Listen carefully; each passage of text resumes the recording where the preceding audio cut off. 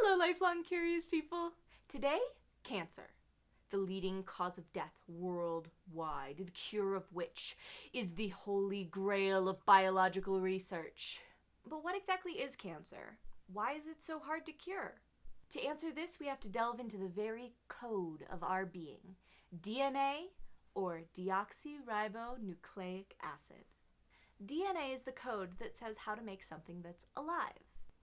Donkeys, amoebas, mushrooms, trees, humans, the methanogens in our gut, they all have their own DNA. DNA can be copied to make a second set of DNA, which mostly happens when the cell is trying to divide into two cells. DNA can also be transcribed into mRNA. This RNA, or ribonucleic acid, doesn't have that deoxy bit that DNA has, which changes its structure enough that it prefers to hang out as a single strand. The M in mRNA means messenger. The mRNA takes the info from the DNA, is given a nifty hat and tails, and then is ushered out of the nucleus, where the DNA lives. The ribosomes see the mRNA's really cool hat and want to see it closer, so they latch onto it. It will then use the mRNA as a template to find the tRNA, or transfer RNA, that likes each 3-code section of the mRNA.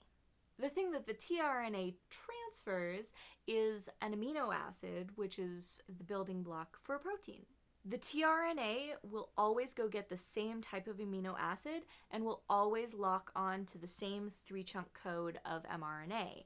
So if you have this chunk of mRNA, then it will always attract to the same tRNA, which will always have that same amino acid. The ribosome takes that amino acid and puts it as the next unit on the string, taking it from the tRNA and attaching it to the strand of amino acids. Once the mRNA is fully translated, the string of amino acids is now a protein. The order and type of amino acids on the string is considered the protein's primary structure. Depending on the makeup of the amino acids, the protein will then fold into its secondary structure. This can be modified if the mRNA tells the ribosome to attach onto the cell membrane, or to call in a barrel protein to surround it and give it a different environment to fold in. These folds of the secondary structure create places for molecules to interact, forming receptors or enzymes, or even coming together with other proteins to create even more complicated structures. There are so many things that proteins can do that you can make videos and videos and videos and videos and videos and videos and videos. So I'm going to stop there for this particular video. But that process of going from DNA, being transcribed into RNA, which is then translated into proteins, is so ubiquitous. It is so pervasive and important that it's given the grandiose title of the Central Dogma of Biology. It's the basis of the rest of biology. DNA transcribed into RNA, translated into proteins. Now, we'll see how it can all go wrong. Ooh. Mutations can happen in 2 main ways. While the DNA will normally be copied into new DNA with no real problems, sometimes there will be an issue. This little protein doing the copying is DNA polymerase. Polymer, as in a chain of repeating units, and ase is the suffix that denotes that it's an enzyme, or a protein that brings about a specific biochemical reaction. The DNA part means that the thing that it's making is DNA. So, it's making a polymer of the building blocks that make up DNA.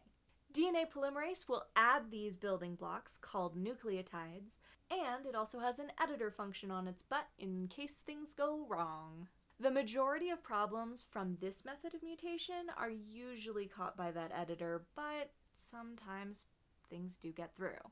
Before we talk about the second way that mutations can happen, let's talk about what kinds of mutations there are. If the wrong building block is put in, replacing the correct one, that's called a single nucleotide polymorphism, or SNP. The genealogy community loves talking about SNPs. because they create minor variations in the genes that usually do very little, but cause a minor change that can be passed down generation to generation if it happens in an egg or a sperm cell, leading to different variations of the genes being shared in different communities. Human migration creates a greater diversity of genes in the proverbial pool, strengthening our species for when, say, disease tries to use our body's machinery and realizes that it's not exactly the same in everybody in the population. Anyway, SNPs are often benign if they're allowed to last. This chart is how the ribosome translates the mRNA into the amino acids. This particular one is the main one that people use in class, but I personally like this one because it illustrates the point I'm about to make a bit more clearly. The way the 3 nucleotide reading of the mRNA works creates redundancies. For this chart, start at the center, work your way outwards to read the code. The first nucleotide in the code will be one of these 4, A, C, G, or U, since it's the mRNA's code. Uracil is very similar in structure to thymine, or the T in DNA's A, C, G, and T, and it'll bond to the A just like it. Uracil isn't used in DNA partially because it's really easy to accidentally create it by damaging cysteine. You want your repair mechanisms to know when it's supposed to be a different nucleotide. So they just rip out all the uracil and replace it. So, back to the charts! You can see there are some, like methionine here, that are only expressed the one way. Methionine is also known as the start codon, so it makes sense that you'd want to conserve it. Others, like arginine, have it so that if you have the first 2 the same, in this case C and G, then it doesn't matter what the third one is. Any third nucleotide will code for arginine. That particular one could have a different first letter and still be okay. CGG, mutating to AGG, will still get you arginine. If the SNP keeps it the same amino acid, there's no real change. But sometimes it'll change the amino acid, which will alter the protein's functionality. It can either make it worse, which may even get the cell programmed for death if it's bad enough. It can be neutral, in which case, whatever, he's still doing his job well enough, leave him alone. Or, on rare occasion, it can make it function better. If it's something that makes the whole cell live a little bit longer or process nutrients better, it may start outperforming the cells around it, letting that gene do its stuff as much as possible. Which is always a good thing, right? Is it cancer? Is it cancer? Other mutation types are insertions and deletions. For whichever of the possible reasons, a nucleotide or more gets skipped or shoved in there. These generally are a bigger deal, since that 3-code template I talked about earlier doesn't really care if the amino acid chain makes sense. The addition or deletion will shift the reading frame. It's like this. If you have the hat that tells the ribosome that the sequence is about to start, it'll start reading there. We'll say that the normal sentence is, Sphinx of black quartz, judge my vow. Now say that P was removed, and the ribosome tries to form that sentence. Shinxo f black warts ajm yiv ow. Makes no sense, right? Now we'll add a YRO after the P instead. Spyro in zavbl aqua rtsju emi. Well, that's just nonsense. And the vowel got cut off by the stop sequence. These reading frame shifting mutations will generally cause part or the whole protein to just not function. But they will be made and clog up the system unless caught and cleaned up. So we know that this can happen with replication errors, but the other way is by trying to repair damage.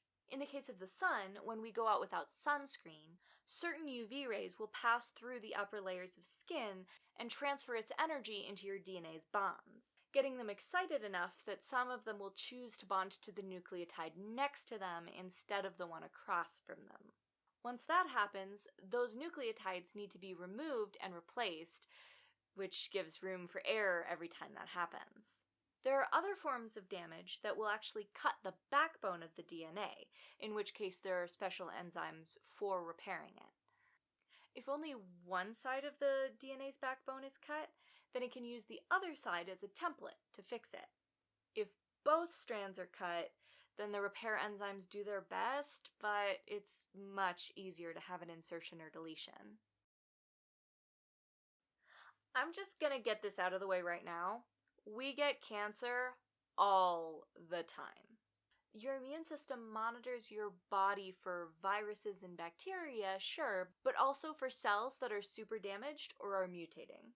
If a cell is incredibly damaged, like, say, by a burn, then your immune system won't even try to fix it, because that's just asking for cancer. It'll eat the catastrophically damaged cells and be on its way.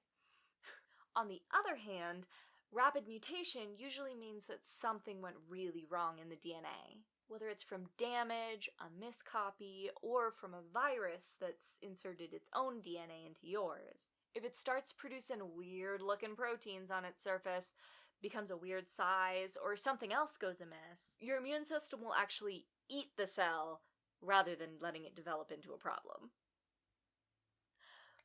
If, however, the newly cancerous cell goes undetected before it's rapidly producing new cells, the immune system can't physically keep up. It may continue to chip away at the problem, but that cancer will be mutating faster and faster, which can change the proteins that the immune system's trying to look for, or create whole new proteins that'll actually recruit the immune system.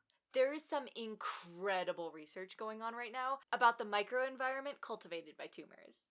Shout out to the Triplicates podcast for getting me to look up more about this microenvironment, as it's exciting, and I don't know much about it yet. I look forward to reading what comes out of the House Lab's current research. From what I've learned so far, the cancer cells will send out signals to get blood vessels to actually form through the tumor, and even recruit parts of the immune system to protect itself. Tumors tend to create inflammation that allows resources to be brought to the site, which the tumor then hijacks. There is some speculation that the tumor cells may actually create a microbiome as well, allowing bacteria to live in that microenvironment and sometimes even inside the cells without alerting the immune system, so that the bacteria can actually actively suppress the immune system. But it may also be the other way around. So the bacteria may cause the cancer by messing with the DNA or causing damage, and then actively suppress the immune system to allow the cancer to thrive and create its little microenvironment. And then that in turn will give the bacteria a nice little place to settle down. There's a 2-page article about it in the description. I recommend it. Cancer is defined by increased growth and increased division. If the cell just gets the mutation to grow but not to divide rapidly, then you may get a couple behemoth cells before the immune system catches on, but it'll still be manageable. If the cell only gets the mutation to divide, go, then it'll just divide, skipping the growth step of the normal division process. You'll get half size, then quarter size, then eighth size, 16th, etc. And while the DNA is dividing like crazy, the rest of the organelles may not be getting the memo, and eventually you'll get a bunch of tiny cell wannabes that are missing essential functions, and a whole fleet of itty-bitty punks that try to take over and then just die. You'll get a lot of detritus, but if you don't eventually get that growth, the whole operation will just fizzle out, and the immune system will flood the place and clean it up. If you can do both, however, you got yourself a dangerous situation. Going through so many iterations of copying that DNA will allow more mistakes through and thus more mutations. At that point, it's off to the races. If the immune system can't shut it down in time, then you officially get cancer in the colloquial usage of the term.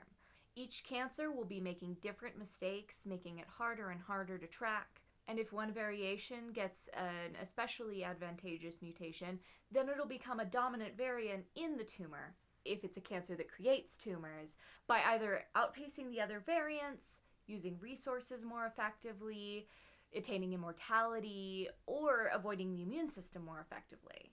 Eventually you'll get some specialization with multiple semi-dominant cell types, each working together to form a more robust tumor. Different cells will achieve cancerness in different ways and have different genes turned on. There are certain mutations that are more likely in what we call oncogenes. Like for breast cancer, it's usually because of a mutation in the BRCA genes, which code for proteins that repair damaged DNA. As we talked about earlier, there's a whole bunch of stuff that needs to happen when DNA is damaged to avoid causing mutations. So a damaged repair mechanism leads to an incredibly high mutation rate. This particular cancer will generally form a tumor in the way that I was talking about before. In chronic myeloid leukemia, there's generally a crossover event that happens between two separate chromosomes, mushing the BCR gene into the ABL gene, creating a wonky BCR-ABL frankenprotein that won't do a good job at kinasing at all. Kinases take a phosphate group from energy-storing molecules like ATP and pop that phosphate group onto another molecule, activating it in specific ways. This is often used in signaling cascades, and so if you have a problem in a kinase, then you're going to have a lot of different problems throughout the cell, like cancer, in this case, CML. Since this type of cancer happens in blood cells or leukocytes, it's going to lead to weird numbers of white blood cells floating around your bloodstream, not to a tumor. But this is why a cure for cancer can't be something that just happens overall for all cancers. You may hear about a cure for one type of cancer, or more likely an effective treatment for one type of cancer, but since cancers are so different and happen through semi-random mutations or damage, there's not going to be some CRISPR primer out there that can edit the bad gene to stop any cancer. I'll probably be doing a video on CRISPR eventually, just because I'm super into CRISPR and gene editing in general, and so it'll probably eventually be an AABC pick.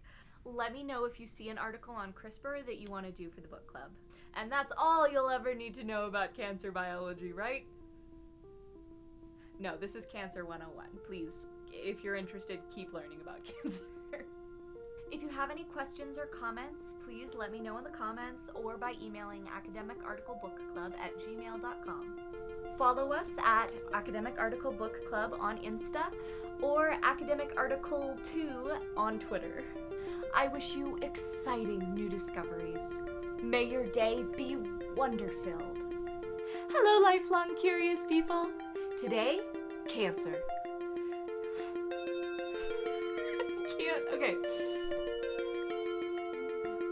Today, cancer. Okay. Cool. That's all the room on this camera.